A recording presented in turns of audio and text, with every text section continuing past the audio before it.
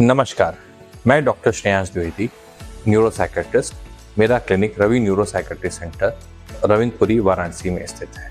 मैं आज मानसिक रोगों के बारे में चर्चा करूँगा। सामान्यतः लोगों को ये लगता है कि मानसिक रोग एक अलग चीज़ें हैं, एक अलग एंटिटी है जो कि एक साधारण व्यक्ति या किसी अन्य व्यक्ति को नहीं हो सकती। पर्टिकुलरली जो व्यक्ति सोचता है उसको लगता है कि ये मानसिक रोग उसको नहीं हो सकता है क्योंकि ये चीज़ें कहीं बाहर से आई हैं या कुछ है, हम तो एकदम सही हैं। पर विश्व स्वास्थ्य संगठन के डाटा के हिसाब से 20 से 30% लोग एट ए टाइम कहीं भी मानसिक रोग का शिकार रहते हैं। कई लोगों को लगता है कि वो खा रहे हैं, पी रहे हैं, चल रहे हैं तो उनको मानसिक बीमारी नहीं है। एक ढंग से उनका सोचना उचित भी है और अनुचित भी है, इसलिए कि वो खा रहे हैं, पी रहे हैं, चल रहे हैं तो वो एक ढंग से मानसिक रोग का उनका दिमागी पिक्चर है कि एक व्यक्ति जब तक पूरा पागल नहीं हो चुका रहता है या पूरे अपने खाना पीना चलना और दूसरों के ऊपर वायलेंट होना, ये चीज़ें जब तक नहीं है तब तक लोगों को मानसिक बीमारी नहीं है।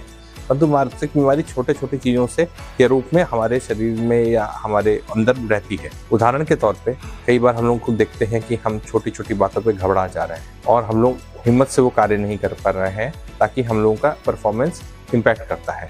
कई लोग छोटी छोटी चीज़ों से में विचलित हो जाते हैं। कुछ लोग छोटी चीज़ें विचलित तो नहीं होते हैं लेकिन जहाँ लाइफ के इंपॉर्टेंट डिसीजंस लेने होते हैं वहाँ पे वो परेशान हो जाते हैं। कई लोगों को नींद की परेशानी हो जाती है, कई लोगों को घबराहट की परेशानी हो जाती है, कई लोगों को अत्यधिक गुस्सा आता है, कई लोग सोशल सिचुएशंस में ठीक नहीं रह पाते हैं, कई लोग बहुत ज़्यादा अच्छे होते हैं अपने कार्य कुशलता के कारण लेकिन कम्युनिकेशन में खराब होने की वजह से दिक्कत हो जाती है। ये तो सामान्य लक्षण हैं जो कि मानसिक बीमारी को इनिशियली इंडिकेट करते हैं, मगर ये लक्षण अगर बढ़ जाए तो व्यक्ति धीरे धीरे समाज से कटने लगता है। कई बार ऐसे लोग हमारे पास आते हैं जो कि पिछले 10 साल 15 साल से मानसिक रूप से जूझ रहे हैं।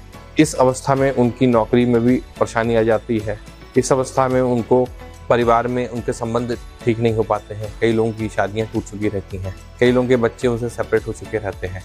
इसी के विपरीत अगर हम लोग पाश्चात्य देशों को देखें, यहाँ पे एक्सेप्टेबिलिटी मेंटल इलनेस की और ट्रीटमेंट की बहुत अधिक है। वहाँ पे हर व्यक्ति अपने क्लिनिकल साइकोलॉजिस्ट या अपने काउंसलर के पास जाता है, उनसे बात करता है, चीज़ों को डिस्कस करता है। और लोगों को कई बार लगता है कि बात तो साधारण बात है, बट जो क्लिनिकल साइकोलॉजिस्ट जो बात कर रहा है वो बहुत स्ट्रक्चर्ड बात होती है। वो आपसे साधारण बात ना करके वो आपके थॉट प्रोसेस में जहाँ जहाँ इश्यूज़ है उसको आइडेंटिफाई करता है, उसको पहचानता है, ठीक है। वो रिप्लाई उसके अनुसार देता है कि आपके थॉट प्रोसेस में कहाँ कहाँ परेशानियाँ चल रही हैं, उसको आपको कैसे करेक्ट करना है, कहाँ पे है। ये बहुत साधारणतः लोग बोल देते हैं कि पॉजिटिव सोचो, सब कुछ अच्छा हो जाएगा, तो ये एक सपोर्टिव बात लोग करते हैं, लेकिन इससे आपका समस्या हल नहीं होगी।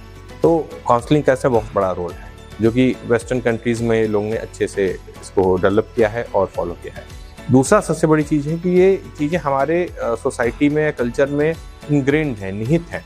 CBT या काउंसलिंग की बहुत सी चीज़ें हम लोग के पुराने धर्मों से, बुद्धिज़्म से, हिंदुइज़्म से लिए गए हैं और उसको थोड़ा सा वेस्टर्नाइज करके उन्होंने अपने कल्चर के एप्रोप्रिएट बनाए हैं। पर वो चीज़ें हम लोग के यहाँ ही है, उसको हम लोग बेहतर ढंग से यूज़ करके और आपकी व्यक्ति की जो बीमार है या परेशान, उससे सहायता की जा सकती है। तो ये रहा काउंसलिंग वाला पार्ट। दूसरा पार्ट होता है जिसमें कि हम लोग दवाइयों से ट्रीटमेंट करते हैं। कई लोगों को लगता है कि मानसिक बीमारियां की जो दवाइयां होती है सिर्फ नींद की दवाइयां होती है, सुलाते हैं, तो ये बिल्कुल भी सही नहीं है। नींद की दवाइयां सभी नींद की दवाइयां नहीं होती। हाँ, कभी कभी छोटे समय के लिए, शॉर्ट टर्म के लिए हम लोग को नींद की दवाइयों का प्रयोग करना पड़ता है और उसको जल्दी ही उसको वहाँ से हटा दिया जाता है। और जो नींद की दवाइयाँ होती हैं उनकी आदत पड़ जाती है, लोगों को लगता है उसी ढंग से मानसिक दवाइयों की भी आदत पड़ जाएगी, तो दवाई मत खाओ, उससे ठीक हो जाएगा। तो अगर व्यक्ति दवाई नहीं खाता है, उसको लगता है आदत पड़ जाएगी, लेकिन उससे क्या होगा कि उसकी जो मेन समस्या है वो वहीं बनी रहेगी और जो उसका फोकस है कि भाई प्रोफेशनल है या कैरियर में उसको ग्रोथ है, वो नहीं कर पाएगा। बहुत से बच्चे आते हैं जो एग्जाम के स्ट्रेस को नहीं झेल पाते हैं, बोलते हैं सब कुछ आ रहा है, एग्जाम में जाके मैं नहीं लिख पाता हूँ या एग्जाम में जाने से पहले मुझे दिक्कत हो जाती है। तो इस समस्या को भी हल किया जा सकता है, ये भी आपकी मानसिक समस्या ही है। हमारा मेन मकसद ये है कि एक टैबू जो आ गया है कि मानसिक बीमारियों का इलाज अनुचित है, उसमें नींद की दवाइयाँ होती हैं या दवाइयों से आपको आदत पड़ जाती है, तो ये सर्वथा गलत है, ऐसा बिल्कुल नहीं होता है। दूसरा कि अगर आप बीमारी को इटसेल्फ देखें, जैसे कोई बीमारी होती है, सपोज कीजिए कि आपको कोई इन्फेक्शन हो गया है, पेट का इन्फेक्शन हो गया, अगर आप उसको प्रॉपरली उसका ट्रीटमेंट नहीं करेगा तो इन्फेक्शन धीरे धीरे बढ़ करके वो एब्सेस का रूप ले सकता है। दूसरी ढंग से मानसिक बीमारी भी ऐसी है कि अगर आप उसको ठीक से नहीं करें तो दिमाग के बाकी चीज़ों पे प्रभाव डाल दे, जैसे गुस्सा आना, नींद की कमी, भूख की कमी और बाकी आपके बायोलॉजिकल फंक्शंस हैं, फिजिकल फंक्शंस हैं, उसमें भी वो अत्यधिक प्रभाव डालता है। हम लोग किसी पर्टिकुलरली किसी बीमारी के बारे में हम लोग नहीं जा रहे हैं, लेकिन फिर भी जैसे कुछ अन्य लक्षण है, जैसे कि किसी कार्य को बार बार करना, एक बार में नहीं करने पर संतोष नहीं हो पाना, मन अत्यधिक उदास और निराश रहना, अत्यधिक गुस्सा आना, सोशल सिचुएशंस पे नहीं कर पाना, पर्टिकुलरली जो स्ट्रेसफुल कंडीशंस है उसमें सही से परफॉर्म नहीं कर पाना, नींद, भूख और एक्साइटमेंट की कमी, ये सब बीमारियां मानसिक बीमारियों के लक्षण हैं। मानसिक बीमारियों के लक्षण बहुत से होते हैं, जैसे कि इवन मिर्गी आ जाना, बेहोशी हो जाना, ये सभी अलग ढंग की मानसिक बीमारियां होती हैं। तो मेरा आज ये अवेयरनेस डे पे आपसे आग्रह है कि खुल के आएँ, खुल के बात करें, अपनी समस्या का पूरा तरह से आपको समाधान मिलेगा।